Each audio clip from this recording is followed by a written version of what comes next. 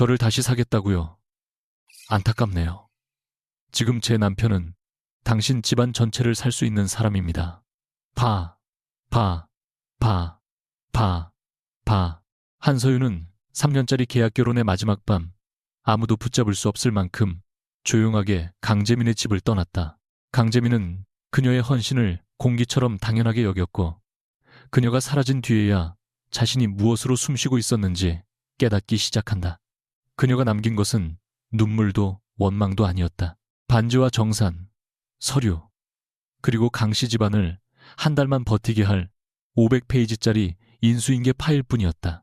그날 밤 누군가는 그녀의 침묵 속에서 진짜 가치를 보았고, 누군가는 자신의 몰락이 이미 시작됐다는 사실조차 몰랐다. 한남동 언덕 위의 대저택 서재에는 밤 11시 59분을 알리는 디지털 시계에 붉은 숫자만 또렷했다. 한서윤은 검은색 코트 자락을 정리한 뒤 강재민의 책상 위에 결혼 반지와 계약 종료 확인서, 그리고 두꺼운 검은색 파일을 가지런히 올려놓았다. 재민은 가죽 의자에 기대앉아 그녀를 내려다보며 헛웃음을 흘렸다. 뭐 하자는 거야, 한서윤? 그녀가 차분히 대답했다. 계약 종료입니다. 재민의 눈썹이 비틀렸다. 근데는 고은이가 신일은 돈이 부족해? 아니면 이제 진짜 아내 자리라도 달라는 건가? 서윤은 고개를 저었다. 정산금은 이미 확인했습니다. 그가 손가락으로 책상을 두드리며 말했다. 진짜 나갈 수 있다고 생각해. 이 집에서 3년을 살았어. 네가 밖에서 뭘 할 수 있는데. 그녀는 반지를 한번 바라본 뒤 그에게 시선을 돌렸다. 나가겠습니다. 재민은 마침내 웃음을 터뜨렸다. 너 없이 이 집이 무너질 것 같아. 그 순간 서윤의 입술이 아주 희미하게 움직였다. 제가 사라져도 아무 일 없을 거라 믿으셨죠? 그럼 이제 한 달만 버텨보세요. 그 말은 협박처럼 높지 않았고 원망처럼 떨리지도 않았다. 그래서 더 차가웠다. 재민은 그녀가 남긴 파일을 손끝으로 밀어냈다. 표지에는 단정한 글씨로 강재민 대표 개인 일정, 강산 유통 위기 대응, 주요 주주 성향, 대외 파트너십 관리, 언론 리스크 정리라고 적혀 있었다. 그는 종이를 몇 장 넘기다 말고 코웃음을 쳤다. 이런 걸로 내 가치를 증명하려고 비서도 하는 일이야. 서윤은 옅게 숨을 들이마셨다. 3년 전 처음 이 집에 들어왔을 때도 그는 비슷한 말을 했다. 당신은 얼굴만 맞춰주면 된다고. 집안 어른들 앞에서 웃고 필요할 때 자리에 앉고 스캔들이 나지 않게 조용히 살면 된다고. 그러나 계약 첫 달부터 그녀가 한 일은 웃는 일이 아니었다. 새벽마다 터지는 계열사 문제를 정리했고, 만찬장에서 돌아선 투자자의 마음을 돌렸고, 재민이 모르는 사이 그의 말실수를 다른 문장으로 바꿔 전했다. 그녀의 이름은 어디에도 남지 않았지만 그녀의 손길이 닿지 않은 곳도 없었다. 그래서 오늘 그녀는 단 하나의 감정도 남기지 않기로 했다. 감정은 계약서에 없었고 계약은 끝났다. 파일 첫 장만 읽어보세요. 서윤이 말했다. 재민은 짜증 섞인 얼굴로 첫 장을 펼쳤다. 거기에는 앞으로 30일간 반드시 처리해야 할 항목들이 시간순으로 정리되어 있었다. 내일 오전 8시 싱가포르 파트너사와의 화상회의, 오전 10시 강산유통물류센터 지연보도 대응, 오후 2시 중립주주 오찬, 오후 5시 HJ그룹 관련 지분 변동 감시. 재민은 마지막 줄에서 눈을 멈췄지만 곧 다시 비웃었다. 내가 이런 일정 하나 못 챙길까봐 걱정한 건가? 서윤은 그의 오만을 너무 잘 알았다.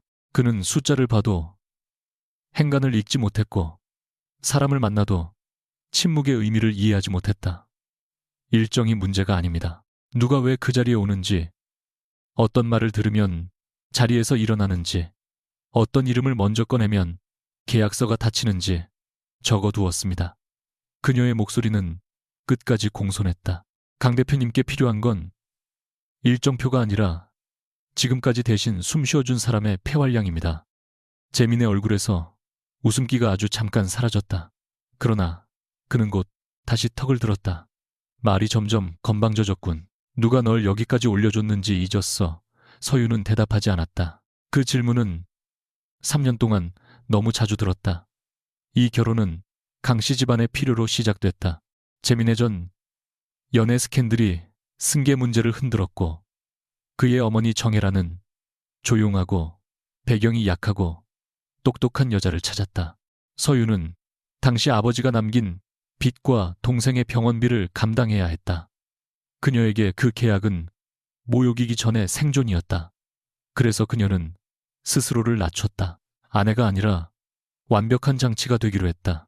그러나 장치도 오래 쓰면 닳고 사람은 아무리 숨겨도 결국 자신의 이름을 찾고 싶어진다. 그녀는 더 이상 강재민의 실수를 덮어주는 손이 아니었다. 더 이상 그의 빈자리를 채워주는 그림자도 아니었다. 서재문이 날카롭게 열렸다. 정혜란 여사가 실크쇼를 어깨에 두른 채 들어왔다. 그녀의 얼굴에는 놀라움보다 불쾌감이 먼저 떠올랐다. 이 시간에 무슨 소란이니? 재민은 책상 위에 반지를 가리켰다. 어머니가 고른 여자가 쇼를 하네요. 계약 끝났다고 나가겠다는데요. 혜란의 시선이 서윤에게 꽂혔다. 한서윤 씨, 감정적으로 굴 나이는 지났잖아요. 원하는 조건이 있으면 말해요. 집 한 채 정도는 줄 수 있어요. 서윤은 가볍게 고개를 숙였다. 필요 없습니다. 혜란의 눈매가 가늘어졌다. 비밀 유지 조항은 기억하겠죠. 이 집안에서 보고 들은 것 밖에서 한마디라도 흘리면 당신도 무사하지 못해요. 서윤은 책상 위의 계약서를 손끝으로 밀었다. 제가 가지고 나가는 건 제 옷과 제 이름뿐입니다.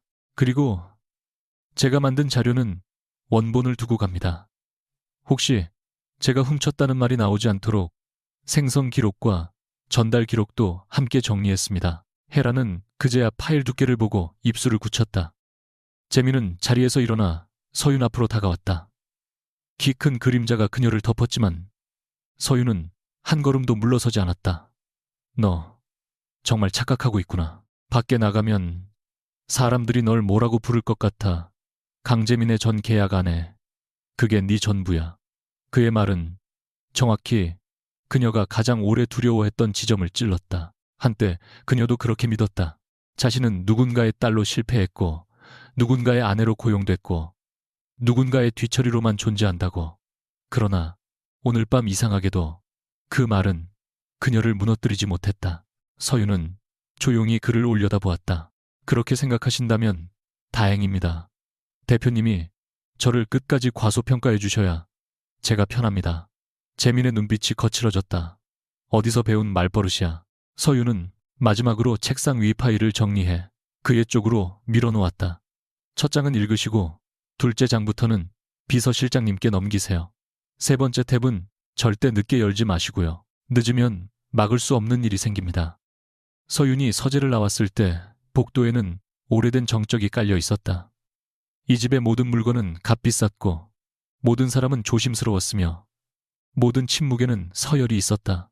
현관 앞에는 이미 작은 캐리어 하나가 놓여 있었다. 3년 동안 그녀가 가진 물건은 놀랄 만큼 적었다. 계절마다 혜란이 골라준 옷 행사 때마다 입어야 했던 드레스 재민의 취향에 맞춘 향수와 구두는 모두 드레스룸에 남겨두었다. 그녀가 가져가는 것은 대학 시절부터 쓰던 노트북 낡은 만년필 동생이 보낸 작은 사진 한 장, 그리고 아무에게도 보여준 적 없는 자신의 포트폴리오였다. 가정부 오 여사가 주방 쪽에서 조심스럽게 다가왔다. 사모님, 정말 가시는 거예요. 서윤은 그 호칭에 잠시 눈을 감았다가 떴다. 이제 사모님 아니에요. 그동안 고마웠습니다. 오 여사의 눈가가 붉어졌다. 이 집은 사모님 없으면 안 돌아가요. 서윤은 아주 작게 웃었다. 그걸 제가 말하면 아무도 안 믿으니까요. 현관문이 열리자 차가운 밤 공기가 얼굴을 스쳤다. 서윤은 계단 아래에 선 검은 차량을 바라보았다. 강씨 집안의 운전기사가 문을 열려고 움직였지만 그녀는 손을 들어 막았다. 오늘은 제가 부른 차로 가겠습니다. 운전기사는 난처한 표정으로 고개를 숙였다. 그녀는 마지막으로 저택을 돌아보았다. 창문마다 불이 켜져 있었고 그 안의 사람들은 아직도 자신들이 안전하다고 믿고 있었다. 그때 저택 맞은편 길가 가로수 그림자 아래에 다른 검은 차 한 대가 조용히 서 있었다. 뒷좌석의 남자는 서윤이 캐리어를 싣고 차에 오르는 모습을 유리 너머로 지켜보고 있었다. 윤태하였다. HJ그룹의 젊은 회장 재계에서는 예의 바른 사냥꾼이라고 불리는 남자. 옆자리의 비서가 낮은 목소리로 말했다. 예상보다 조용히 나왔습니다. 태아는 눈을 떼지 않은 채 대답했다. 조용한 사람이 가장 멀리 갑니다. 오늘은 건드리지 마세요. 저 여자는 방금 남의 집에서 나온 게 아니라 자기 무덤에서 걸어 나온 겁니다. 서윤의 차가 한남동 언덕을 내려가고 난 뒤에도 재민은 한동안 서재에 서 있었다. 그는 자신이 화가 난 이유를 자존심 때문이라고 생각했다. 감히 계약직 아내가 먼저 떠났기 때문이라고, 감히 자신을 버리는 모양새를 만들었기 때문이라고 여겼다. 그러나 책상 위에 놓인 반지가 이상하게 거슬렸다. 반지는 늘 그녀의 손에 있을 때도 존재감이 없었다. 공식 행사에서 사진 기자들이 요구하면 살짝 보이는 정도였고 집에서는 설거지나 서류 정리를 하느라 자주 빼두었다. 그런데 지금 주인 없이 남은 그 작은 금속은 서재 전체를 차갑게 만들었다. 재민은 결국 파일을 집어들었다. 첫 장은 정갈했고 둘째 장은 지나치게 상세했으며 세 번째 탭에는 빨간 스티커가 붙어 있었다. 30일 생존 시나리오. 그는 그 제목을 읽고 어이없다는 듯 웃었지만 손끝은 종이를 넘기지 못했다. 생존이라는 단어가 자신에게 붙는 것이 불쾌했다. 다음 날 아침 강재민은 처음으로 서윤이 없는 식탁에 앉았다. 늘 정확히 7시 10분에 나오던 미지근한 물과 위장약은 없었고 그가 싫어하는 쓴 커피가 식탁 한가운데 놓여 있었다. 헤라는 신문을 펼친 채 불편한 얼굴을 했다. 오늘 싱가포르 쪽 회의 준비는 됐니? 재민은 대수롭지 않게 대답했다. 비서실에 시켰습니다. 그러나 20분 뒤 비서실장의 전화가 왔다. 상대 회사 대표가 접속을 미루고 있으며 기존에 공유받은 조건표와 오늘 재민이 들고 간 자료의 숫자가 맞지 않는다는 보고였다. 재민은 짜증을 냈다. 그걸 왜 나한테 지금 말해? 한서윤이 정리해둔 파일 있잖아. 전화 넘어가 잠깐 조용해졌다. 대표님 파일은 있는데 암호화된 부록은 사모님 개인 확인 절차가 있어야 열립니다. 그리고 상대 측에서 한서윤님 참석 여부를 물었습니다. 재민의 손이 멈췄다. 헤라는 신문 너머로 글을 보았다. 그 순간 식탁 위 커피 향이 유난히 쓰게 번졌다. 오전 10시가 지나자 전화는 더 노골적으로 바뀌었다. 강산 유통의 주요 파트너사인 백경리 테일 측에서 직접 연락이 왔다. 재민은 일부러 목소리를 낮추고 대표다운 침착함을 꾸몄다. 강재민입니다. 오늘 협의는 제가 직접 진행하겠습니다. 그러나 상대는 정중했지만 물러서지 않았다. 대표님 죄송하지만 이번 건은 한서윤 실장님이 전체 구조를 조율하신 것으로 알고 있습니다. 그분과 먼저 통화할 수 있을까요? 재민의 눈가가 굳었다. 실장이라니요. 그 사람은 우리 회사 직원이 아닙니다. 상대의 침묵은 짧았지만 모욕처럼 느껴졌다. 그렇습니까? 저희는 지난 2년 동안 실무 판단을 그분과 맞춰왔습니다. 오늘 안에 확인이 어렵다면 일정은 재검토하겠습니다. 통화가 끊기자 재민은 휴대전화를 책상 위로 내던졌다. 어제까지만 해도 자신이 버린 여자였던 이름이 오늘은 회사 밖 사람들의 입에서 직함처럼 불리고 있었다. 한서윤. 그 세 글자가 그의 사무실 공기를 조금씩 빼앗아가고 있었다. 그 시각 서윤은 성수동의 작은 오피스텔 창문을 열고 있었다. 한남동 저택보다 훨씬 좁고 냉장고 소리가 들릴 만큼 조용한 방이었다. 그러나 이상하게도 그녀는 숨이 막히지 않았다. 캐리어를 열어 옷 몇 벌을 옷장에 걸고 낡은 노트북을 책상에 올려놓고 마지막으로 휴대전화를 꺼냈다. 부재중 전화가 이미 12통이었다. 강재민 정혜란, 비서실장 모르는 번호, 셋. 그녀는 아무것도 받지 않았다. 대신 노트북을 켜고 오래된 폴더 하나를 열었다. 한서윤 개인 경력 자료. 3년 동안 잠겨있던 파일이었다. 첫 장에는 그녀가 직접 작성한 문장이 남아 있었다. 나는 누군가의 빈자리를 채우기 위해 존재하지 않는다. 서윤은 그 문장을 천천히 읽은 뒤 저장 버튼을 눌렀다. 그리고 처음으로 자신의 이름을 큰 소리로 불러보았다. 한서윤. 이상하게 낯설고 이상하게 선명했다. 그날 밤 강재민은 결국 서재로 돌아가 세 번째 탭을 열었다. 빨간 스티커 아래에는 단 한 문장이 굵게 적혀 있었다. HJ그룹의 지분 이동은 단순 투자가 아닐 가능성이 높음. 그 아래에는 예상 시나리오와 방어 조건, 그리고 마지막 경고가 있었다. 한 달 안에 신뢰 회복 실패 시 강산 유통은 외부 인수 대상이 될 수 있음. 재민은 종이를 구겨 쥐었다. 어제 그녀가 했던 말이 다시 귓가에 들렸다. 한 달만 버텨보세요. 그는 그 말을 저주처럼 밀어내려 했지만 전화는 또 울렸다. 이번에는 해외 투자사였다. 그는 이를 악물고 전화를 받았다. 그러나 상대가 첫마디로 꺼낸 이름은 또 같았다. 한서윤님과 통화할 수 있습니까? 재민은 그제야 아주 잠깐 숨을 삼켰다. 공기는 여전히 방 안에 있었지만 그는 처음으로 숨쉬는 법을 잊은 사람처럼 멍하니 서 있었다. 한서윤이 사라진 지 한 달이 되기도 전에 강재민의 하루는 삐걱거리기 시작했다. 처음 며칠 동안 그는 그 불편함을 단순한 공백이라고 불렀다. 집안의 식탁이 조금 어수선해지고 회의 자료가 늦게 올라오고 정혜란 여사의 사교 모임 일정이 겹치는 정도라고 여겼다. 그러나 일주일이 지나자 그 공백은 균열이 되었고 보름이 지나자 균열은 회사의 숫자로 번졌다. 싱가포르 파트너사는 계약 조건 재검토를 통보했고 백경 리테일은 물류 지연 책임을 강산 유통 쪽에 돌렸으며 중립주주 셋은 동시에 이사회 참석을 보류했다. 재민은 회의실 유리병 너머로 굳은 얼굴의 임원들을 바라보며 이를 악물었다. 한서윤 하나 빠졌다고 회사가 흔들린다는 말은 하지 마십시오. 그 여자는 직원도 아니었습니다. 그러나 누구도 선뜻 대답하지 못했다. 비서실장은 조심스럽게 파일을 내밀며 말했다. 대표님 문제는 그분이 직원이 아니었다는 점입니다. 공식 직함이 없어서 인수인계 권한도 애매하고 외부 파트너들은 그분을 실질 담당자로 알고 있습니다. 재민은 그 말을 모욕처럼 받아들였다. 그는 회의 자료를 책상에 내리쳤고 종이 몇 장이 바닥으로 흩어졌다. 그럼 새 담당자를 세우면 되잖아. 돈 주면 사람은 얼마든지 구할 수 있어. 그날 오후 그는 국내에서 이름난 컨설팅 회사 2곳과 전직 임원 출신 고문 셋을 불렀다. 넓은 회의실에는 값비싼 정장과 노련한 말투가 가득했지만 이상하게도 회의는 한 발짝도 앞으로 나아가지 못했다.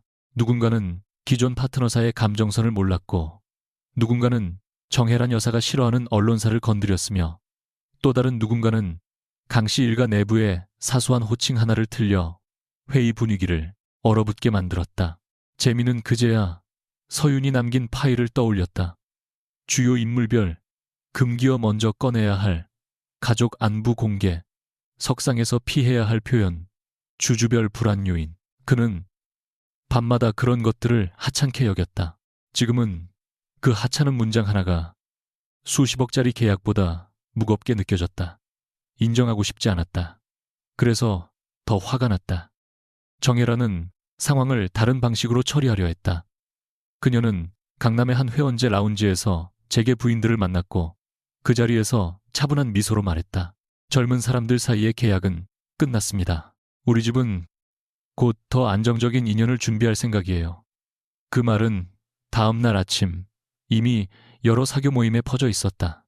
강재민이 곧 태성호텔가의 막내딸과 재혼할 수 있다는 소문, 한서윤이 과한 보상을 요구하다가 쫓겨났다는 소문, 계약 아내였던 여자가 밖에서 강씨 집안을 팔아넘기려 한다는 소문까지. 헤라는 소문을 직접 만든 적 없다는 듯 우아하게 찻잔을 내려놓았지만 그녀의 눈빛은 계산적이었다. 한서윤이 조용히 사라져주면 좋았다. 그러나 만약 돌아오지 않는다면 그녀는 먼저 더럽혀져야 했다. 그래야 강씨 집안이 그녀에게 의존했다는 사실이 드러나지 않는다. 헤라는 아들에게 말했다. 자존심 부릴 때가 아니야. 그 여자 데려오든지 아니면 완전히 입을 막아. 완전히 입을 막아. 어설프게 밖에서 움직이게 두면 네 부족함이 먼저 드러난다. 그 시각 서유는 성수동의 작은 오피스텔에서 이력서를 고치고 있었다. 3년의 공백은 서류상으로 설명하기 어려웠다. 배우자, 지원 업무, 대회, 행사 조율, 비공식, 위기관리 같은 표현은 너무 흐릿했고 강씨 집안과 맺은 비밀 유지 조항 때문에 구체적인 회사명이나 수치를 적을 수도 없었다. 그녀는 커서를 한참 바라보다가 경력란에 한 문장을 지웠다. 강산유통 주요 파트너십 관리 지원. 그리고 다시 적었다. 복합이해 관계자, 조율 및 위기 대응 프로젝트 수행. 그 문장마저 자신을 숨기는 말 같아 마음이 답답해졌다. 그때 휴대전화가 울렸다. 모르는 번호였지만 발신자 표시에 HJ그룹 비서실이라는 문구가 떠 있었다. 서유는 잠시 망설이다 전화를 받았다. 정중한 남자 목소리가 말했다. 한서윤 님이 맞으십니까? 윤태아 회장님께서 직접 뵙고 싶어 하십니다. 그녀의 손끝이 굳었다. HJ그룹, 강재민의 파일, 세 번째 탭에 적혀있던 이름, 그리고 한남동을 떠나던 밤, 길 건너편 검은 차 안에 있던 그림자. 서유는 약속 장소를 호텔이나 고급 레스토랑으로 정하지 않았다. 그녀가 선택한 곳은 성수동의 조용한 카페였다. 낮은 천장과 노출 콘크리트 벽, 평일 오후에 느린 음악이 있는 곳이었다. 윤태아는 약속 시간보다 10분 먼저 와 있었다. 그는 재계 사진 속에서 보던 것보다 차분했고 지나치게 꾸미지 않은 짙은 회색 정장을 입고 있었다. 서윤이 자리에 앉자 그는 자리에서 일어나 가볍게 고개를 숙였다. 한서윤 씨, 이렇게 불러도 되겠습니까? 서윤은 눈을 피하지 않았다. 제 이름이니까요. 태하의 입가에 아주 얕은 미소가 스쳤다. 그는 두꺼운 봉투 하나를 테이블 위에 올려놓았다. 오늘 저는 강재민 씨의 전 부인을 만나러 온 게 아닙니다. 지난 3년 동안 강산유통의 실질 리스크를 관리한 사람을 만나러 왔습니다. 서윤의 표정이 굳었다. 그런 표현은 위험합니다. 저는 그 회사 직원이 아니었습니다. 태아는 바로 대답하지 않았다. 잠시 그녀를 바라보다가 낮은 목소리로 말했다. 그래서 더 정확히 보고 싶었습니다. 직함 없이 영향력을 만든 사람은 흔하지 않습니다. 봉투 안에는 보고서가 들어있었다. 표지는 단순했다. 한서윤 비공식 업무 영향도 분석. 서윤은 제목을 보는 순간 손가락에 힘이 들어갔다. 누군가 자신의 3년을 몰래 들여다봤다는 사실은 불쾌해야 했다. 그런데 첫 장을 넘기는 순간 불쾌감보다 이상한 낯뜻이 먼저 밀려왔다. 보고서에는 그녀가 참석했던 청담동 만찬 여의도 비공개 설명회, 제주 리조트 오픈 행사에서 발생한 작은 변화들이 날짜별로 정리되어 있었다. 투자자가 자리를 뜨기 전 그녀가 건넨 한마디, 언론사 데스크와 직접 부딪히지 않고 기사를 늦춘 방식, 정혜란 여사의 감정적 발언을 공식 입장으로 바꾸어 전달한 순간들이 객관적인 문장으로 기록되어 있었다. 마지막 장에는 이렇게 적혀 있었다. 강산유통의 가장 큰 리스크는 부채가 아니라 한서윤의 이탈이다.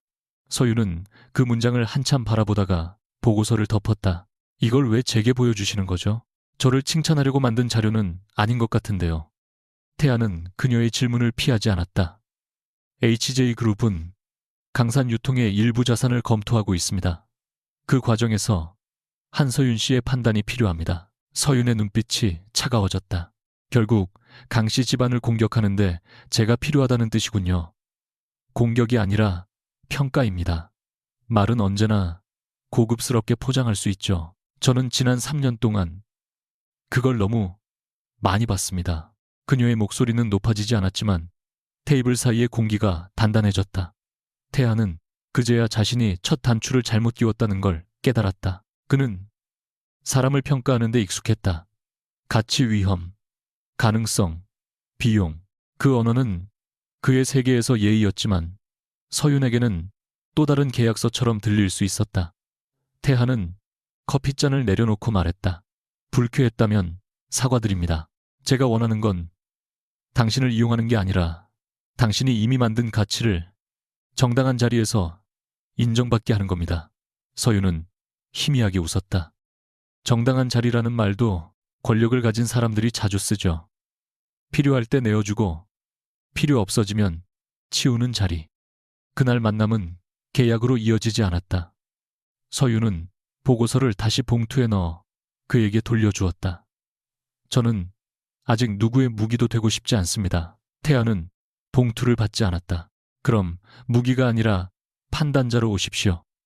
조건은 당신이 정하면 됩니다. 프로젝트 범위 공개 가능한 정보 보수 직함 모두 문서로 남기겠습니다. 그리고 원하지 않으면 오늘 이후 연락하지 않겠습니다. 서윤은 처음으로 그를 오래 바라보았다.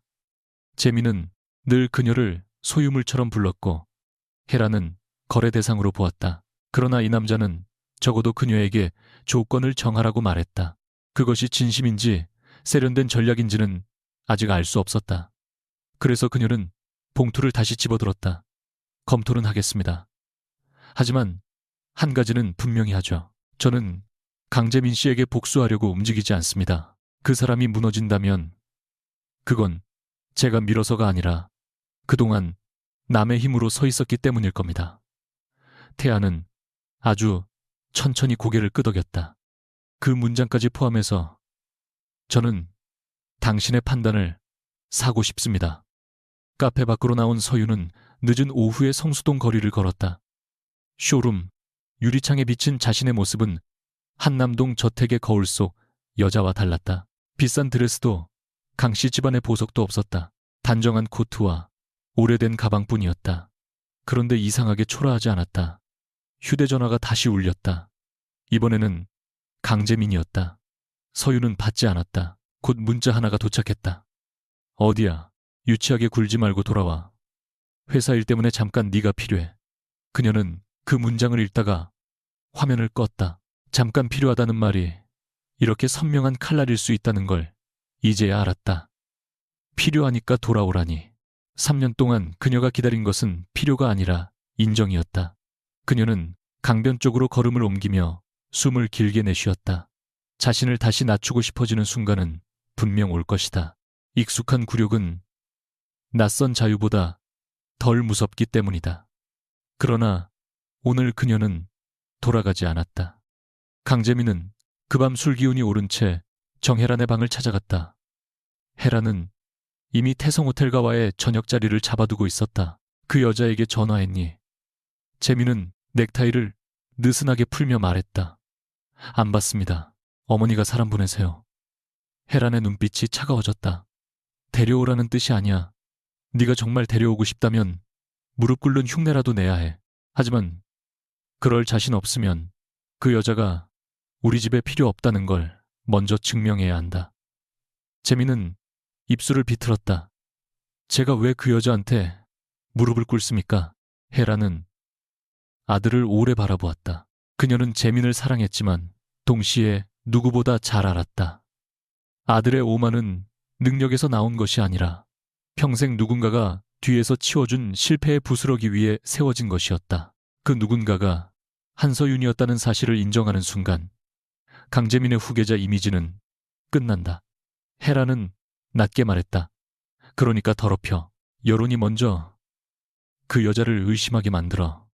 그래야 그 여자가 무슨 말을 해도 사람들이 계산된 배신으로 들을 거야. 다음 날 오전 재계 사교지의 온라인 칼럼에 짧은 글이 올라왔다. 강씨 집안의 계약 결혼 종료설 전 배우자의 외부 기업 접촉 의혹.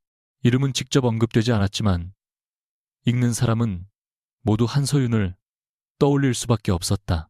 서윤은 그 기사를 성수동 오피스텔 책상 앞에서 읽었다. 손이 떨리지는 않았다. 다만 마음 한쪽이 아주 조용히 식었다. 그녀는 예상했다. 혜라는 절대 그냥 보내주는 사람이 아니었다. 그런데도 기사를 보는 순간 자신이 3년 동안 지킨 집안이 자신을 가장 먼저 더럽히는 현실이 선명하게 다가왔다. 그때 HJ그룹 비서실에서 메일이 도착했다. 윤태아의 이름으로 온 짧은 문장이었다. 오늘 기사에 대응하지 마십시오. 먼저 사실관계와 기록을 정리해야 합니다. 원하시면 회장님이 직접 만나겠습니다. 서윤은 오래 망설이다가 답장을 썼다. 만나겠습니다. 단, 제 이름으로 대응하겠습니다. 윤태아는 그 답장을 받은 뒤 집무실 창가에 서서 한강 너머의 흐린 빌딩 숲을 바라보았다. 비서가 물었다. 도와드리면 바로 정리할 수 있습니다. 언론사 쪽은 연락해두겠습니다. 태아는 고개를 저었다. 그렇게 하면 또 누군가의 힘으로 덮은 일이 됩니다. 한서윤 씨가 가장 싫어하는 방식이죠. 그는 책상 위에 놓인 보고서를 다시 펼쳤다. 청담동 만찬 기록 아래 빨간 펜으로 표시해둔 문장이 있었다. 위기 상황에서 감정 반응을 최소화하고 상대의 체면을 보존한 채 출구를 만든다. 태아는 그 문장을 보며 낮게 말했다. 이번에는 그 출구를 자기 자신에게 만들어야 합니다. 그의 눈빛은 차분했지만 그 안에는 오래전부터 익숙한 외로움이 있었다. 그 역시 가족 안에서 능력으로만 살아남은 사람이었다. 그래서 서윤의 침묵이 단순한 인내가 아니라 생존 기술이라는 걸 알아보았다. 문제는 그가 아직 모른다는 점이었다. 생존 기술로 살아온 사람에게 다가가려면 구원이 아니라 신뢰를 먼저 배워야 한다는 것을. 그날 오후 강재민은 마침내 서윤이 HJ그룹 사람을 만났다는 보고를 받았다. 그는 보고서를 찢듯 넘기다가 사진 한 장에서 손을 멈췄다. 성수동 카페 창가 마주 앉은 한서윤과 윤태아. 사진은 멀리서 찍혀 흐릿했지만 서윤의 표정만은 이상하게 선명했다. 재민이 아는 그녀는 늘 한 걸음 뒤에 서 있었다. 손님이 오면 웃고, 어머니가 말하면 고개를 숙이고, 자신이 실수하면 조용히 문장을 바꾸었다. 그런데 사진 속 여자는 누구의 뒤에도 없었다. 테이블 건너편 남자를 똑바로 바라보고 있었다. 재민은 속에서 알 수 없는 분노가 치밀었다. 배신감이라고 부르고 싶었지만 사실은 두려움이었다. 자신이 몰랐던 한서윤을 다른 남자가 먼저 알아본 것 같다는 두려움.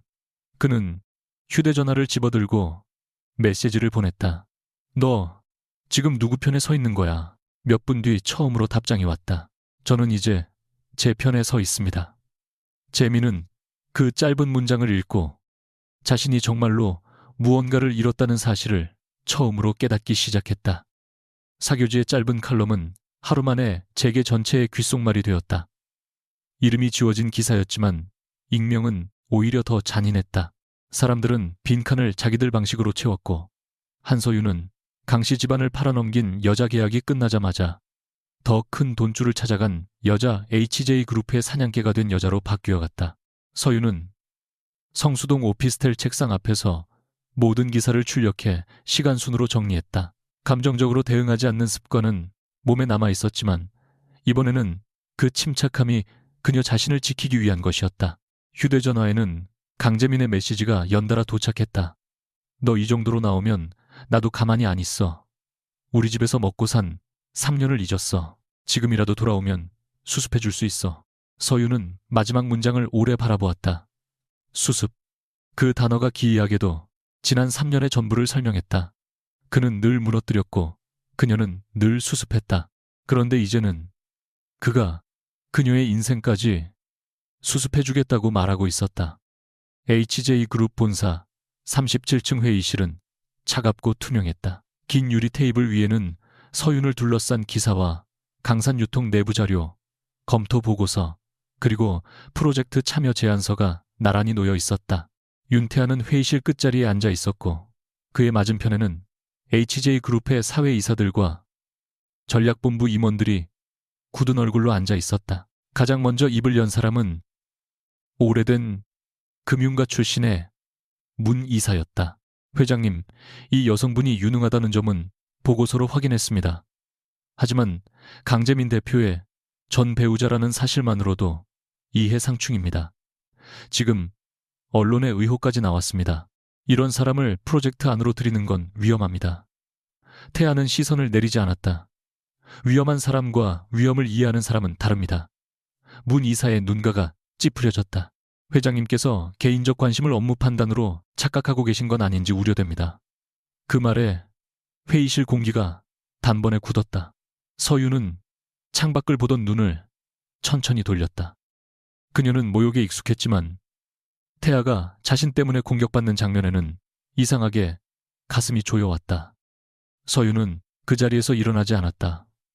도망가고 싶은 충동은 있었지만 이번에는 자기 이름으로 대응하겠다고 이미 답장을 보냈다.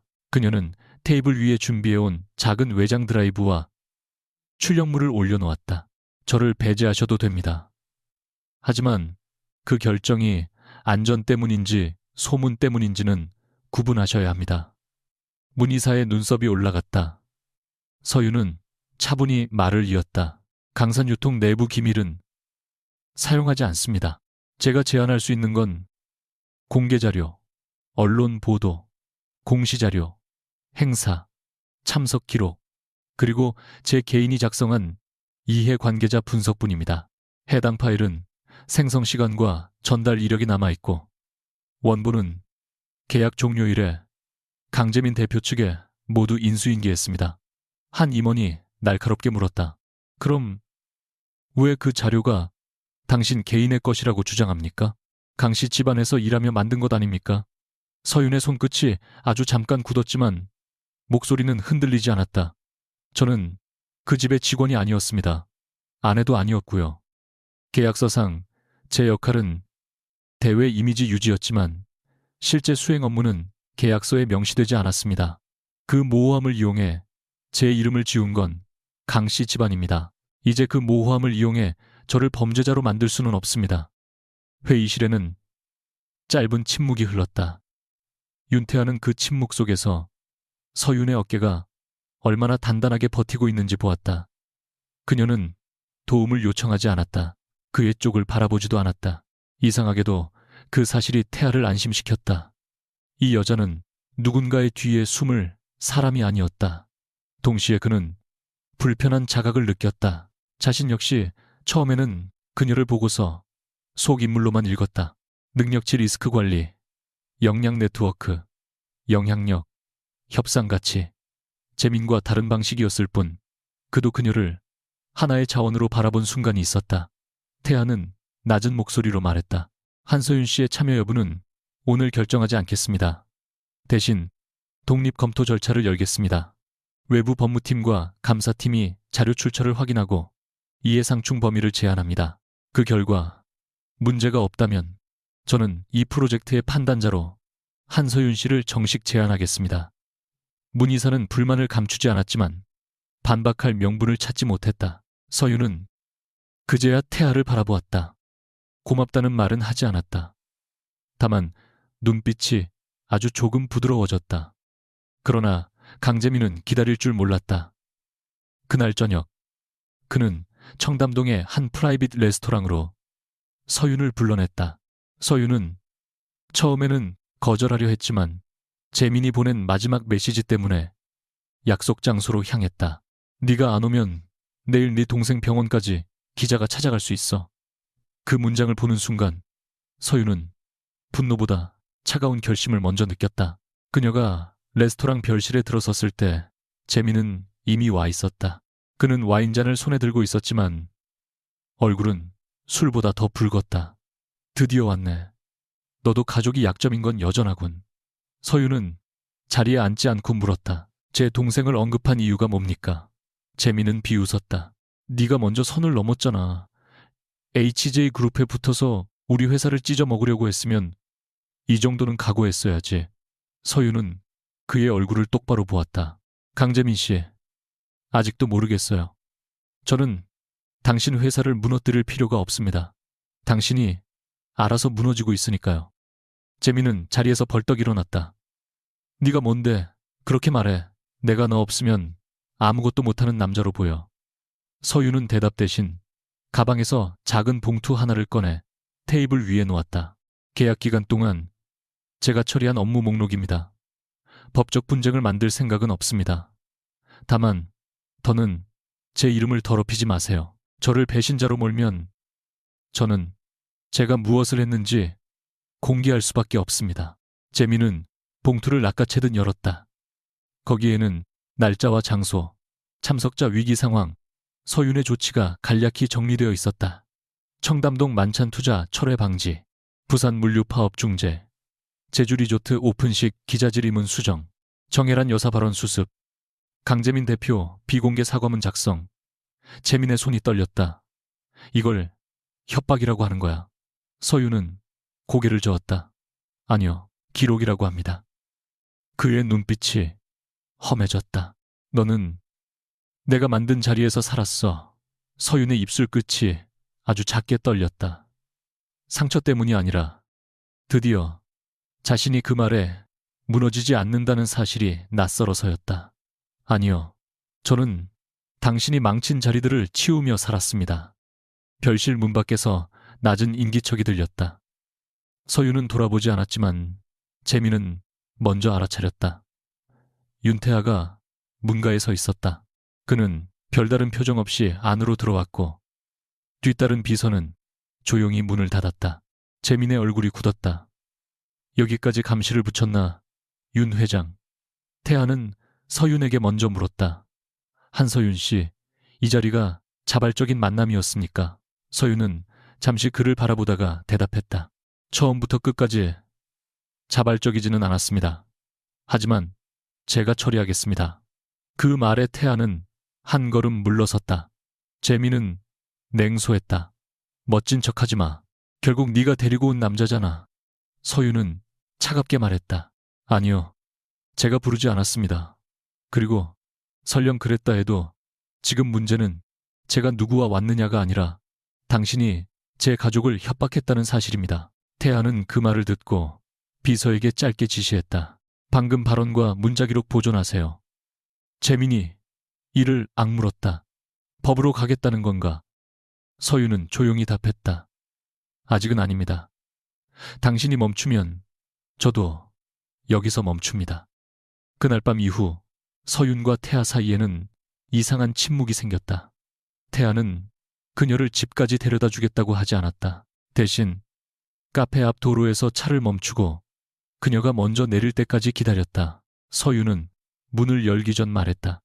오늘 일은 감사하지만 다음부터는 제 허락 없이 제 문제에 들어오지 마세요.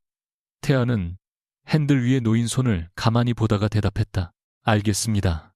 하지만 가족을 협박하는 순간부터는 개인 문제가 아니라 범죄 가능성이 있는 리스크입니다.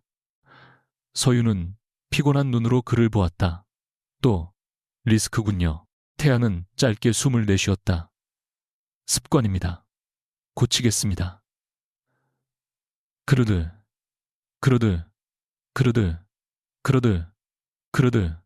그 말이 뜻밖이라 서윤은 잠깐 말문을 잃었다. 재민은 단 한 번도 자신의 말버릇을 고치겠다고 한 적이 없었다. 헤라는 사과를 계산의 일부로만 사용했다. 그런데 태하는 방어하지 않았다. 그는 틀렸다는 사실을 인정했다. 서윤은 문고리를 잡은 채 낮게 말했다. 저는 누군가에게 다시 평가받기 위해 나온 게 아닙니다. 태하는 그녀를 보며 대답했다. 그럼 제가 배워야겠군요. 평가하지 않고 믿는 방법을. 외부 감사 절차는 예상보다 빠르게 진행됐다. HJ그룹의 법무팀은 서윤이 제출한 자료의 생성 기록과 공개 자료 출처를 확인했고 강산 유통 측에서 흘린 기사 내용과 실제 자료 접근 내역이 맞지 않는다는 중간 결론을 냈다. 문제는 강씨 집안이 가만히 있지 않았다는 점이었다. 정혜라는 오래전 서윤과 맺었던 계약서 사본 일부를 의도적으로 흘렸다.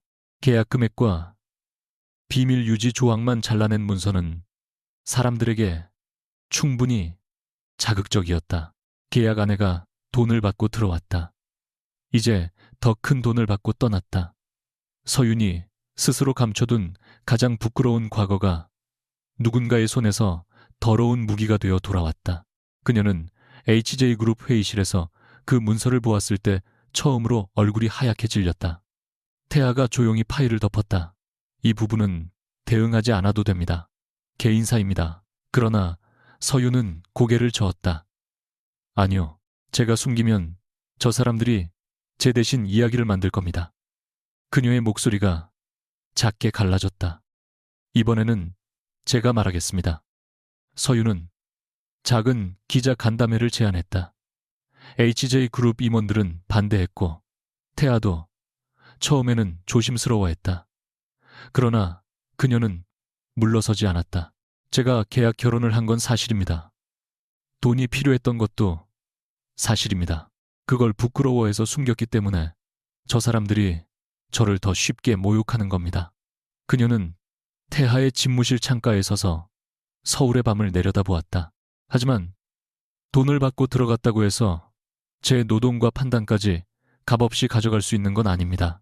가난했던 선택이 제 인격의 유죄 증거가 될 순 없어요. 태아는 그녀의 옆으로 다가왔지만 거리를 지켰다. 당신이 원한다면 HJ그룹은 공식 입장을 내지 않겠습니다. 당신 이름으로 시작하고 우리는 자료 검증만 지원하겠습니다. 서윤은 고개를 끄덕였다. 그 순간 둘 사이에 처음으로 계약서가 아닌 신뢰에 가까운 것이 생겼다. 그것은 뜨겁지 않았다. 오히려 조심스럽고 조용했다. 그래서 오래 갈 수 있을 것 같았다. 간담회 전날 밤, 재민은 서윤에게 마지막으로 전화를 걸었다. 이상하게도 이번에는 그녀가 받았다. 전화 너머에서 재민의 목소리는 전보다 낮았다. 멈춰. 네가 공개적으로 말하면 우리 집도 끝이지만 너도 웃음거리가 돼. 서윤은 창가에 앉아 도시의 불빛을 바라보았다. 저는 이미 충분히 웃음거리가 됐어요. 당신 집이 만들어준 이름으로요. 재민은 숨을 거칠게 내쉬었다. 내가 잘못한 게 있다면 따로 사과할게. 그러니까 HJ 쪽에서 빠져. 그 남자 너 이용하는 거야. 서윤은 한동안 아무 말도 하지 않았다. 그의 목소리 안에 뒤늦은 불안과 진짜 두려움이 섞여 있다는 걸 알 수 있었다. 하지만 그 안에도 여전히 그녀를 걱정하는 마음보다 자신이 잃을 것을 두려워하는 마음이 더 컸다. 강재민 씨, 당신은 아직도 내가 누군가에게 이용당해야만 움직일 수 있는 사람이라고 생각하네요. 그녀가 조용히 말했다. 내일 저는 제 이름으로 말합니다. 처음으로요. 그리고 전화를 끊었다. 다음 날 기자 간담회장에 들어선 한소윤은 카메라 불빛 앞에서 잠시 눈을 감았다가 떴다. 태아는 맨 뒤편에 서 있었다. 그는 일부러 단상 가까이 오지 않았다. 그녀가 원한 방식이었다.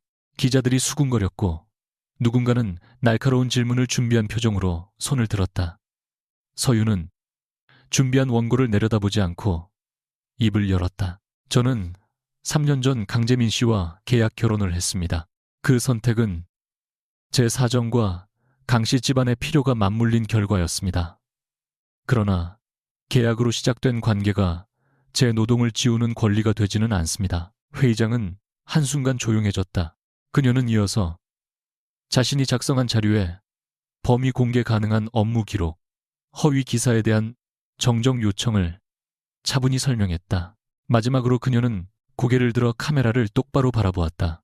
저는 누군가의 전 아내라는 이름으로만 남지 않겠습니다.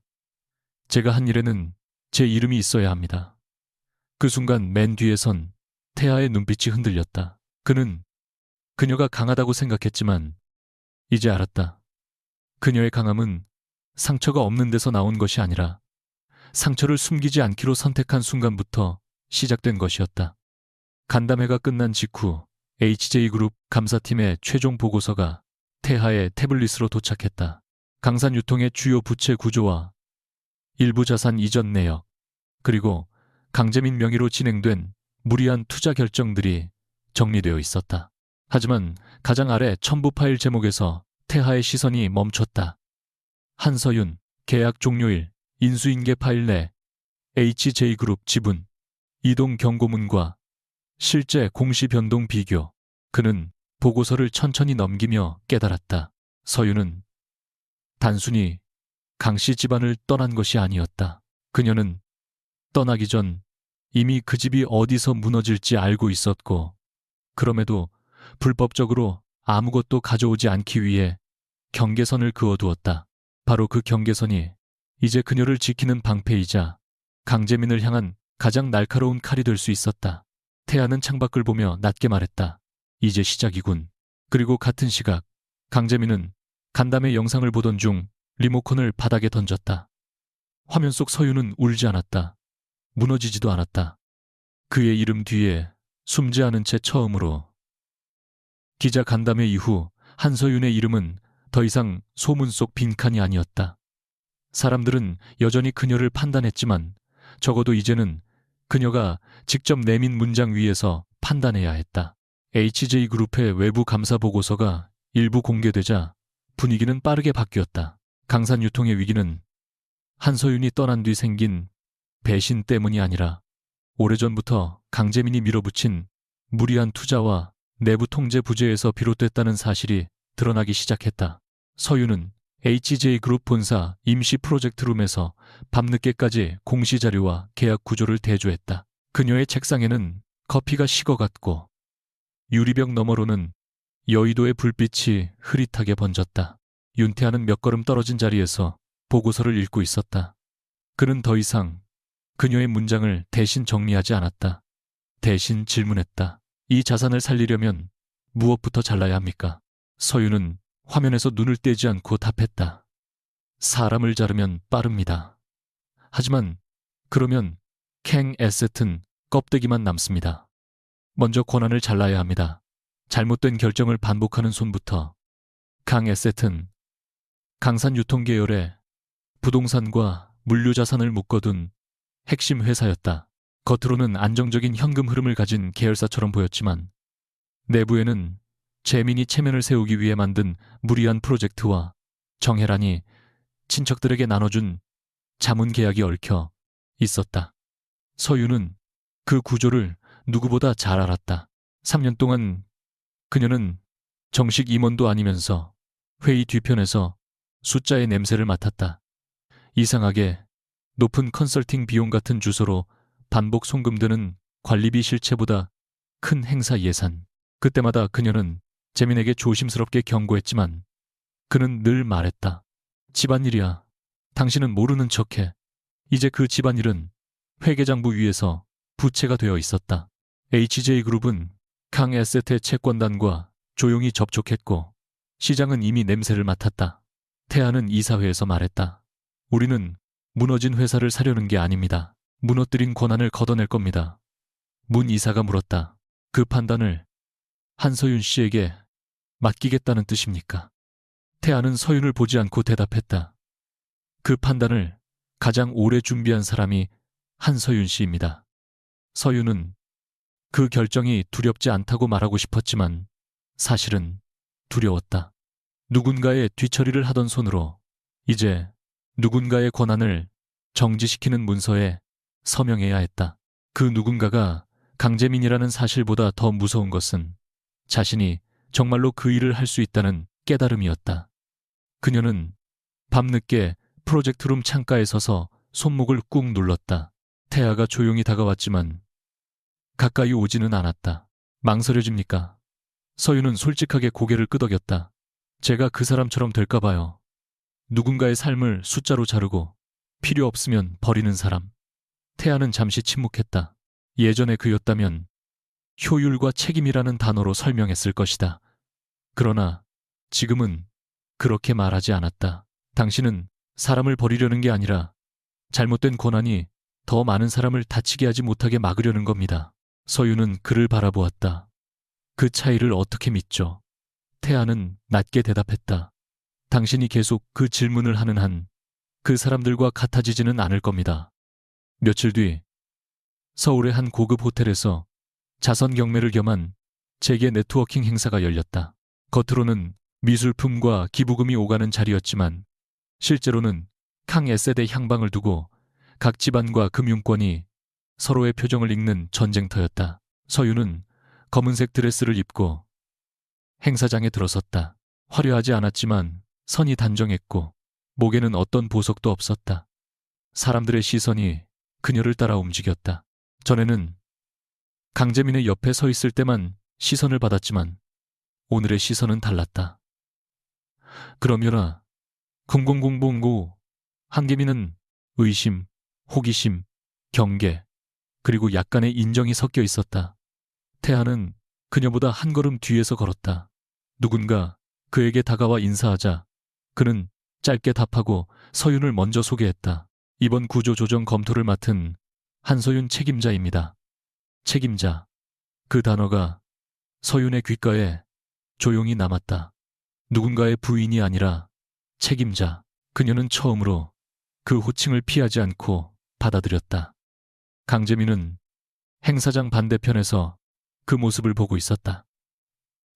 그는 맞춤 정장을 입고 있었지만 얼굴은 며칠 사이 눈에 띄게 마른 듯했다. 주위 사람들은 그에게 예전처럼 쉽게 다가오지 않았다. 몇몇은 눈인사만 하고 지나갔고 몇몇은 일부러 다른 방향으로 몸을 돌렸다. 그의 옆에 선 정혜라는 여전히 우아했지만 손에 쥔 클러치가 미세하게 흔들렸다. 오늘은 감정적으로 움직이면 안 돼. 그녀가 낮게 말했다. 채권단 쪽과 먼저 이야기하고 HJ 쪽 조건을 알아내. 재민은 대답하지 않았다. 그의 시선은 서윤에게 고정되어 있었다. 그녀는 태아와 귓속말을 나누고 있었고 태아는 고개를 숙여 그녀의 말을 들었다. 그 장면이 재민을 미치게 했다. 3년 동안 자신에게는 그렇게 또렷하게 말하지 않았던 여자가 다른 남자 앞에서는 눈을 피하지 않았다. 그는 그것이 자신의 잘못 때문이라는 가능성을 끝까지 인정하지 않았다. 대신 생각했다. 저 남자가 빼앗아갔다. 내 자리를, 내 사람을, 내 숨을. 경매가 잠시 중단되고 참석자들이 라운지로 흩어졌을 때 재민은 마침내 서윤 앞을 막아섰다. 태아는 몇 걸음 떨어져 있었고 서윤은 혼자 물잔을 들고 있었다. 이제 만족해. 재민의 첫 마디는 사과가 아니었다. 서윤은 잔을 내려놓았다. 무슨 뜻입니까? 내 회사 흔들리고 내 어머니까지 사람들 앞에서 고개 숙이게 만들고 내 이름은 올라갔잖아. 원하던 게 이거였어. 서윤은 지친 눈으로 그를 보았다. 저는 당신 회사를 흔든 적 없습니다. 흔들리는 걸 더 이상 붙잡지 않았을 뿐이에요. 재민은 품에서 얇은 서류 봉투를 꺼냈다. 돌아와. 조건은 다시 쓰자. 이번에는 진짜 아내 자리 줄게. 집도 지분도 네가 원하면 강산유통 임원 자리도 만들어줄 수 있어. 그는 이어 검은색 수표책을 펼쳐 빈칸을 보였다. 금액도 네가 써. 네가 원하는 만큼. 그 순간 서윤은 오히려 마음이 고요해졌다. 이 남자는 아직도 아무것도 몰랐다. 그녀가 떠난 이유도, 돌아갈 수 없는 이유도, 자신이 무엇을 잃었는지도. 서윤은 수표를 바라보다가 천천히 웃었다. 웃음은 따뜻하지 않았다. 강재민 씨, 제 시간은 이제 돈으로만 계산되지 않습니다. 재민의 얼굴이 굳었다. 또 잘난 척이야. 그녀는 그의 말을 끊지 않고 끝까지 들은 뒤 말했다. 하지만 굳이 계산하자면 제 시간은 지금 당신이 감당할 수 있는 단위가 아닙니다. 그리고 저는 더 이상 문제 많은 프로젝트를 맡지 않습니다. 재민의 눈빛이 거칠어졌다. 프로젝트. 네. 당신은 늘 수습이 필요한 프로젝트였어요. 감정 비용은 높고 성장 가능성은 낮고 책임 회피 리스크는 치명적이죠. 가까이 있던 몇 사람이 숨을 죽였다. 재민은 손을 뻗어 그녀의 손목을 잡으려 했다. 말 다 했어. 서윤은 한 걸음 뒤로 물러섰지만 그의 손이 빠르게 따라왔다. 그 순간 태아의 목소리가 낮게 끼어들었다. 강재민 대표님. 그는 소리를 높이지 않았지만 주변의 공기가 즉시 식었다. 공개된 자리에서 구조조정 책임자에게 물리적으로 접근하는 건 좋은 판단이 아닙니다. 재민은 태아를 노려보았다. 책임자 남의 전처 데려다 놓고 직함 하나 붙여주면 뭐가 달라집니까? 태아는 서윤 옆으로 다가왔지만 그녀보다 앞서 서지는 않았다. 직함이 사람을 바꾸지는 않습니다. 하지만 사람이 해온 일을 세상이 부를 이름은 필요합니다. 그는 행사장 한쪽에 모인 금융권 인사들과 채권단 관계자들을 향해 고개를 돌렸다. 마치 이미 정해진 순서를 시작하듯 HJ그룹의 전략본부장이 앞으로 나왔다. 오늘 오전 HJ그룹은 캉에셋 주요 채권단과 조건부 인수 및 경영 정상화에 관한 양해각서를 체결했습니다. 임시 경영 점검 권한은 한서윤 책임자에게 부여됐습니다. 라운지 전체가 술렁였다. 재민의 얼굴에서 피가 빠졌다. 무슨 소리야? 태아는 그의 눈을 똑바로 보았다. 더 정확히 말씀드리면 강재민 대표님의 캉에셋 경영 권한은 오늘 밤 9시를 기준으로 임시 정지됩니다. 이사회와 채권단 통보는 이미 완료됐습니다. 정혜란이 날카롭게 다가왔다. 윤 회장, 이런 식으로 남의 집안을 모욕하면 HJ도 무사하지 못합니다. 태아는 예의를 잃지 않은 채 고개를 숙였다. 정 여사님, 저는 집안을 모욕하려는 게 아닙니다. 회사의 손실을 멈추려는 겁니다. 혜란의 시선이 서윤에게 향했다. 한서윤, 네가 감히. 그 말에 서윤이 조용히 앞으로 나섰다. 태아는 물러서 주었다. 서윤은 가방에서 태블릿을 꺼내 화면을 열었다. 캉에셋 자문 계약 중 이해상충 가능성이 있는 항목, 강재민 대표 승인 아래 진행된 고위험 투자, 그리고 실체 검토가 필요한 가족 관계자 계약 목록입니다. 모두 공시자료와 내부 승인 기록, 그리고 채권단 제공 자료로 확인했습니다.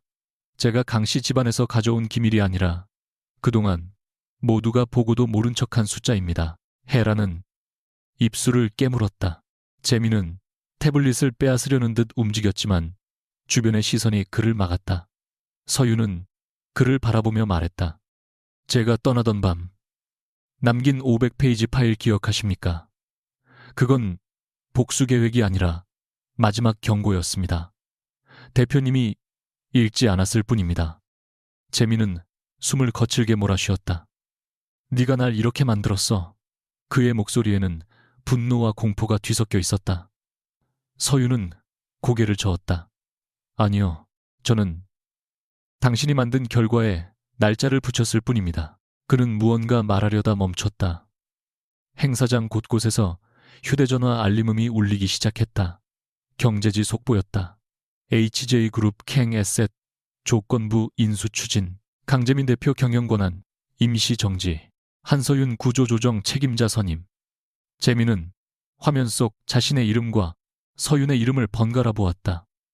3년 동안 그는 그녀를 서류 밖에 두었다. 어떤 결제란에도 올리지 않았고 어떤 회의록에도 남기지 않았다. 그런데 이제 그녀의 이름은 그의 이름 바로 옆에서, 그것도 그의 권한을 멈추는 문장으로 세상에 찍혀 있었다. 그는 그제야 깨달았다. 자신이 그녀에게 아무것도 주지 않았기 때문에 그녀는 강씨 집안에 아무것도 빚지지 않았다. 라운지의 소란이 커지는 가운데 태아는 서윤에게 낮게 물었다. 괜찮습니까?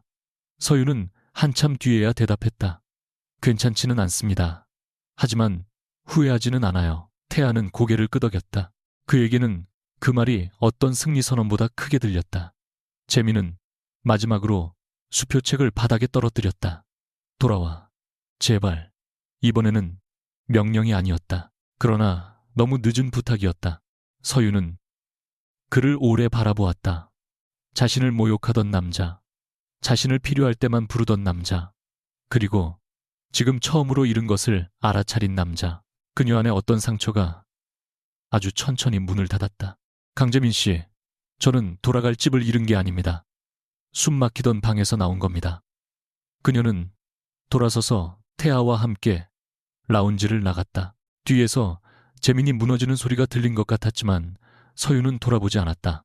그날 밤 서울의 호텔 로비는 환했고 그녀는 처음으로 그 빛이 자신을 신문하는 것이 아니라 비추고 있다고 느꼈다.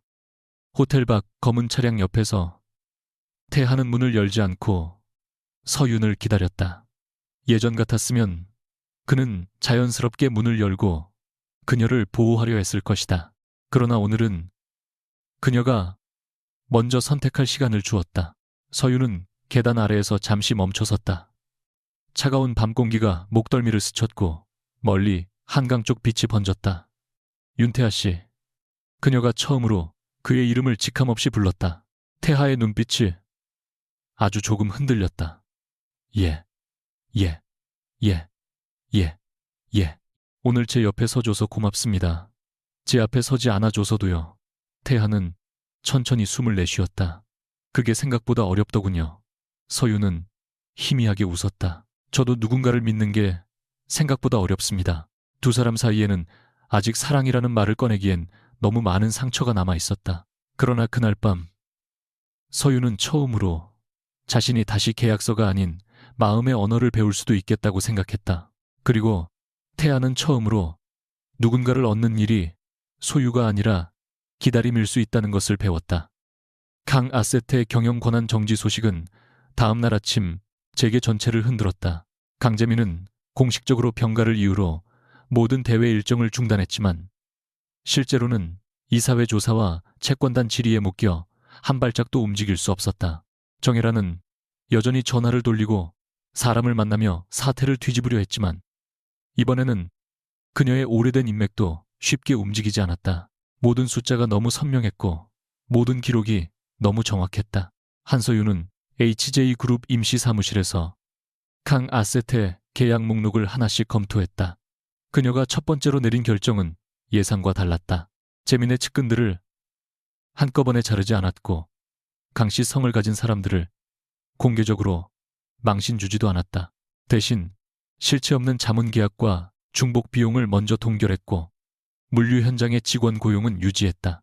문 이사가 조심스럽게 물었다. 강재민 대표 쪽 사람들을 빨리 정리해야 여론이 좋아질 겁니다. 서유는 서류에서 눈을 떼지 않고 답했다. 여론을 위해 사람을 자르면 제가 막으려던 사람들과 다를 게 없습니다. 책임은 위에서 묻고 피해는 아래로 내려가지 않게 해야 합니다. 그 말은 회의실에 있던 사람들을 잠시 조용하게 만들었다. 윤태아는 멀리서 그녀를 바라보며 아무 말도 하지 않았다. 그는 처음 이 프로젝트를 시작할 때만 해도 숫자와 구조를 먼저 봤다. 부실 자산을 정리하고 권한을 재편하고 회수 가능한 가치를 계산하면 된다고 생각했다. 그러나 서유는 그 모든 과정 사이에 사람들의 생계를 놓았다. 그녀가 강씨 집안에서 3년 동안 배운 것은 굴욕만이 아니었다. 권력이 무책임하게 움직이면 가장 먼저 다치는 사람이 누구인지, 이름 없는 직원들이 얼마나 쉽게 희생양이 되는지, 회장실의 한마디가 현장의 하루를 어떻게 무너뜨리는지 그녀는 누구보다 잘 알았다. 태아는 자신의 방식이 틀렸다고 생각하지는 않았다. 다만 충분하지 않았다는 사실을 인정했다. 회의가 끝난 뒤 그는 서윤에게 다가가 말했다. 당신은 회사를 살리는 방식도 다르군요. 서윤은 피곤한 얼굴로 웃었다. 저도 아직 잘 모릅니다. 다만 제가 당했던 방식으로 이기고 싶지는 않아요. 강재민과의 마지막 대면은 이틀 뒤 강 에셋 임시 이사회장에서 이루어졌다. 넓은 회의실 한가운데 재민은 예전처럼 비싼 정장을 입고 있었지만 눈빛은 더 이상 사람을 내려다보지 못했다. 그의 앞에는 경영 판단, 오류 목록과 이해상충, 계약 내역, 그리고 임시권한 정지 승인서가 놓여 있었다. 정혜라는 끝까지 아들의 옆에 앉으려 했지만 이사회는 이해관계자 배제를 이유로 그녀를 밖에 대기시켰다. 그 순간 재민의 얼굴에는 처음으로 버려진 사람의 표정이 스쳤다. 서유는 그를 마주보고 앉았다. 3년 동안 그녀는 그의 옆자리 뒤편 자리, 문가의 자리에는 익숙했지만 이렇게 같은 테이블의 반대편에 앉는 것은 처음이었다. 재민은 먼저 입을 열었다. 이렇게까지 해야 했어. 서유는 서류를 덮고 그를 바라보았다. 아직도 그 질문입니까? 그의 손이 무릎 위에서 굳었다. 나도 몰랐어. 네가 그렇게 많은 걸 하고 있었는지. 서유는 아주 천천히 숨을 골랐다. 몰랐던 게 아니라 알고 싶어 하지 않았던 거예요. 그 말에 재민은 반박하지 못했다. 그는 지난밤 처음으로 서윤이 남기고 간 500페이지 파일을 끝까지 읽었다. 거기에는 감정의 흔적이 없었다. 대신 너무 많은 배려가 있었다. 어머니가 공개석상에서 모욕당하지 않도록 피해야 할 질문, 자신이 숫자를 잘못 말했을 때 바로잡을 수 있는 보조 문장, 오래된 운전기사의 퇴직 시기를 늦춰야 하는 이유, 물류 현장, 직원들이 가장 두려워하는 구조 조정, 소문까지. 그 파일을 읽는 동안 재민은 알 수 없는 감정에 사로잡혔다. 분노도 아니고 수치도 아니었다. 그는 자신이 사랑하지 않았던 여자의 친절 위에서 3년을 살았다. 그리고 그 친절을 능력 없는 복종으로 착각했다. 재민은 고개를 숙인 채 말했다. 돌아오라는 말 이제 안 할게. 그런데 한 번만 말해줘. 너는 정말 나를 한 번도 사랑하지 않았어. 서윤의 눈빛이 흔들렸다. 그 질문은 비겁했다. 하지만 완전히 거짓된 질문도 아니었다. 그녀는 대답을 피하지 않았다. 한때는 사랑받고 싶었습니다. 그걸 사랑이라고 착각한 적도 있었고요. 하지만 지금은 압니다. 누군가에게 필요해지는 것과 사랑받는 것은 다릅니다.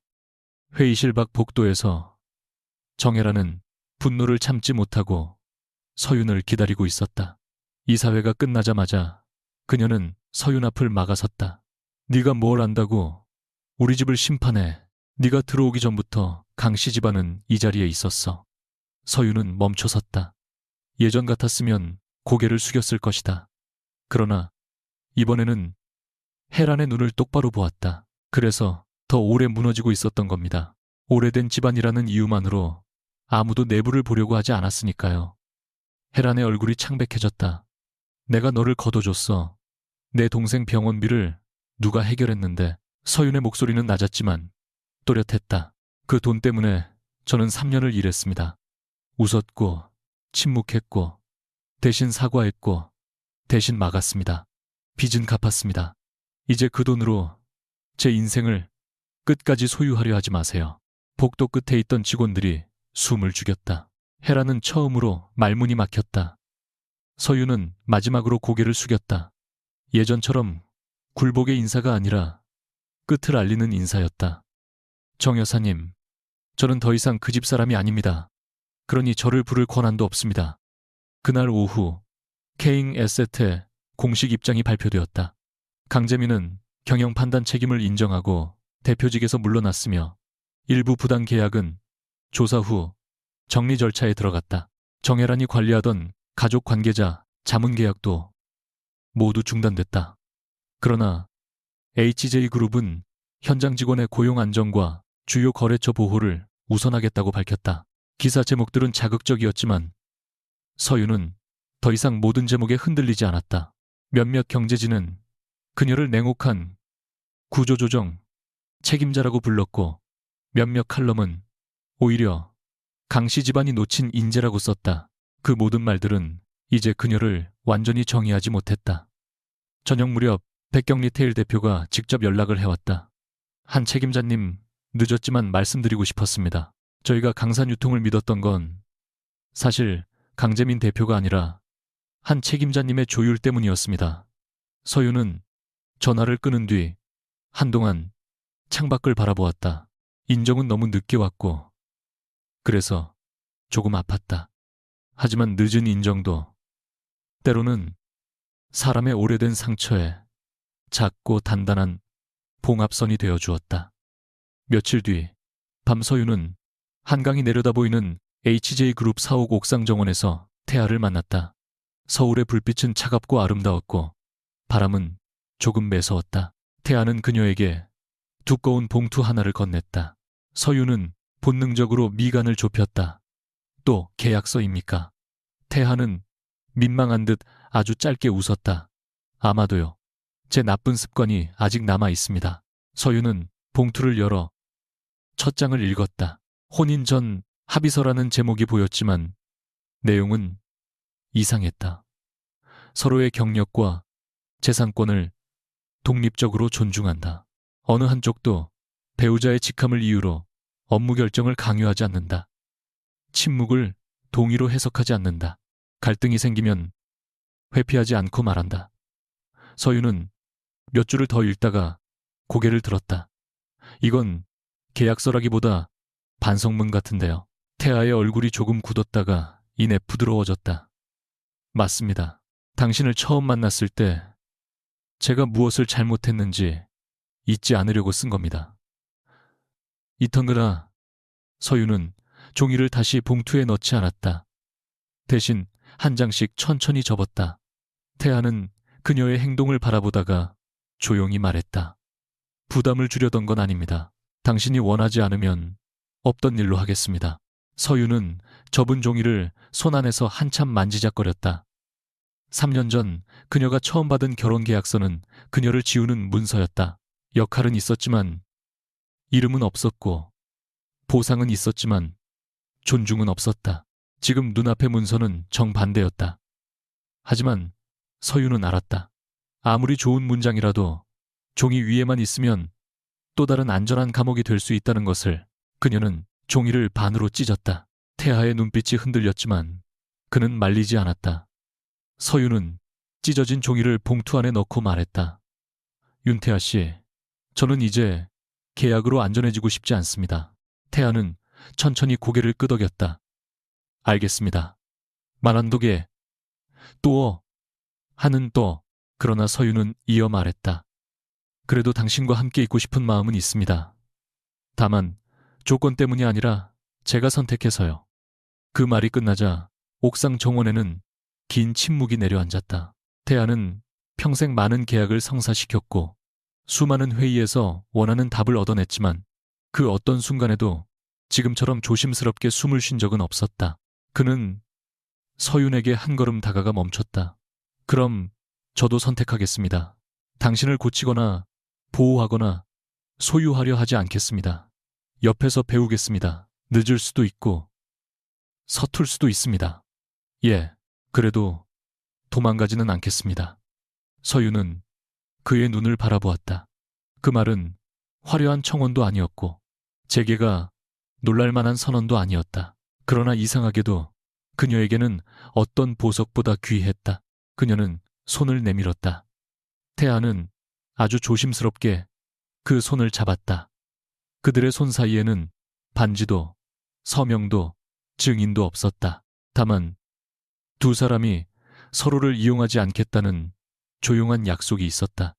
서유는 낮게 말했다. 언젠가 결혼하게 된다면 저는 누군가의 PHU, NH안이 아니라 한서윤으로 서고 싶어요. 태아는 대답했다. 그 이름 옆에 설 자격을 얻겠습니다. 강재민이 그 소식을 들은 것은 몇 주 뒤였다. HJ그룹이 캉 에셋 정상화 1차 계획을 성공적으로 마무리했고 한서윤이 공식적으로 HJ그룹의 전략계열사 대표 대행으로 선임됐다는 기사였다. 기사 한쪽에는 작은 사진이 있었다.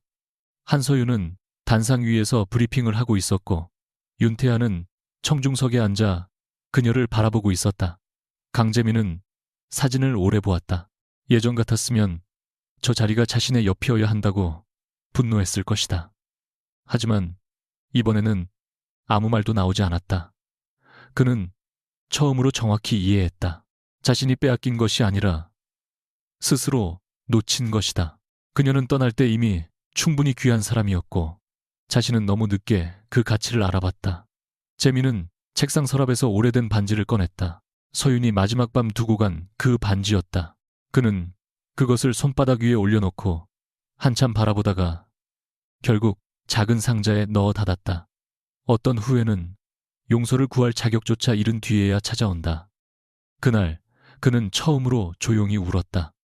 1년 뒤 봄 시오울의 한 호텔 연회장에서 HJ그룹의 신사업 발표회가 열렸다. 무대 중앙에 선 한서윤은 더 이상 누군가의 그림자가 아니었다.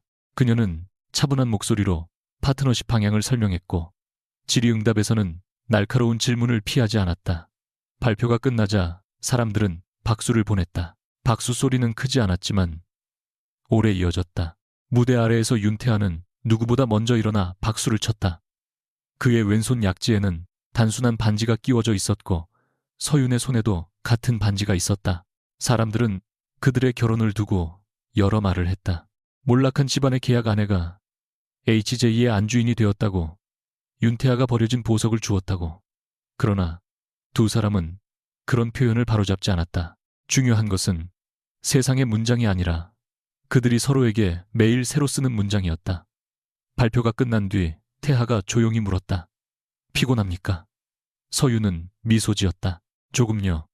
그래도 숨은 잘 쉬어져요. 태하는 그 말의 의미를 알아듣고 그녀의 손을 더 단단히 잡았다. 그리고 서윤은 눈부신 조명 아래서 생각했다. 자신은 버려진 것이 아니었다. 마침내 자신에게 돌아온 것이다.